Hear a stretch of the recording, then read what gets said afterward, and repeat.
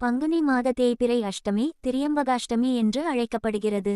இந்த நாளில் பைரவரை வழிபடுவது கடன் தொல்லை, எதிரி பயம் மற்றும் மனக்குழப்பங்களை நீக்கி அஷ்ட ஐஸ்வர்யங்களையும் வழங்கும்.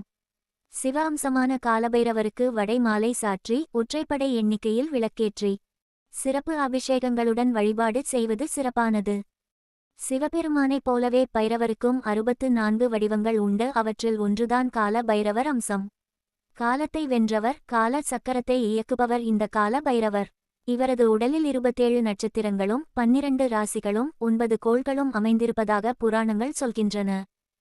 இவரது மூச்சுக்காற்றில் இருந்து தான் திருவாக்கியம் மற்றும் திருக்கணிதம் ஆகிய பஞ்சாங்கங்கள் உண்டானதாக கூறப்படுகிறது. இவற்றில் இருந்து மற்ற கால கணித முறைகள் தோன்றியதாம்.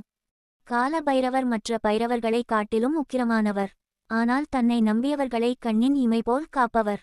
இவரே சிவ ஆலயங்களின் காவல் தெய்வம். இவரின் அருள் இன்றி சிவ வழிபாடு முழுமை பெறாது. சிவ வழிபாட்டில் முன்னேற்றம் காண கால பைரவரின் அருள் மிகவும் அவசியம் ஆகும். இந்தியாவில் பல இடங்களில் பைரவருக்கென்று பல்வேறு பெயர்களில் திருச்சன்னதிகள் உண்டு. குறிப்பாக சில இடங்களில் பைரவருக்கென்று தனி ஆலயமும் உள்ளது. கால பைரவர் என்றால் நமக்கு நினைவிற்கு வரும் கோவில் காசியில் அமைந்துள்ள தக்ஷண கால பைரவர் கோவில். பைரவர் தான் அனைவரின் மனதிலும் முதல் இடத்தில் உள்ளது. அடுத்ததாக தச பைரவர் என்றால் வாலாஜாபேட்டை ஸ்ரீ தன்வந்திரி பீடம் பக்தர்கள் அனைவரும் மனதிலும் மிக குறுகிய காலத்தில் இடம்பெற்றுள்ளது என்றும் கூறலாம். இப்பீடத்தில் உள்ள தசபைரவரை தரிசிக்கவும் இங்கு நடைபெறும் யாகங்களில் பங்கேற்கவும் உள்ளூர் மற்றும் அண்டை மாநிலங்களிலிருந்தும் ஏராளமான பக்தர்கள் வருகை புரிந்து வருகின்றனர். இந்த 64 பைரவர்களில் அஷ்ட பைரவர்கள் மிகவும் முக்கியத்துவம் பெறுகின்றனர். இப்பீடத்தில் அஷ்டகால பைரவருக்கு தேய்பிறை அஷ்டமி அன்று நடைபெறும் யாகம் மிக விமர்சையாகவும் விழாவாகவே கொண்டாடப்படுகிறது.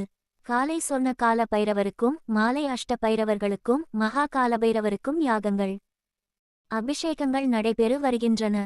பைரவருக்கு மிளகு, நெய், நல்லெண்ணெய், எலுமிச்சை பழம் மற்றும் வடை மாலை சமர்ப்பித்து வழிபடலாம். 5, 11, 21 போன்ற ஒற்றைப்படை எண்ணிக்கையில் விளக்கேற்றி வேண்டுதல் வைப்பது சிறந்தது. நீண்ட கால கடன் தொல்லைகள், வழக்கு வியாஜ்யங்களில் வெற்றி, நவக்கிரக தோஷங்கள் நீங்கும். காலத்தை கட்டுப்படுத்தும் சக்தியான பைரவரை வணங்குவதால் தேவையற்ற பயம், மனக்குழப்பம் மற்றும் தொழிலில் ஏற்படும் தடைகள் நீங்கும். பொதுவாகவே ஒவ்வொரு மாத தேய்பிறை அஷ்டமி திதிகளிலும் பைரவர் வழிபாடு சிறப்பு வாய்ந்தது. அதில் பங்குனி மாத வழிபாடு மேலும் சக்தி வாய்ந்ததாக கருதப்படுகிறது. ஸ்ரீகால பைரவர் போற்றி. வாழ்க வளமுடன். இனிய காலை வணக்கம்.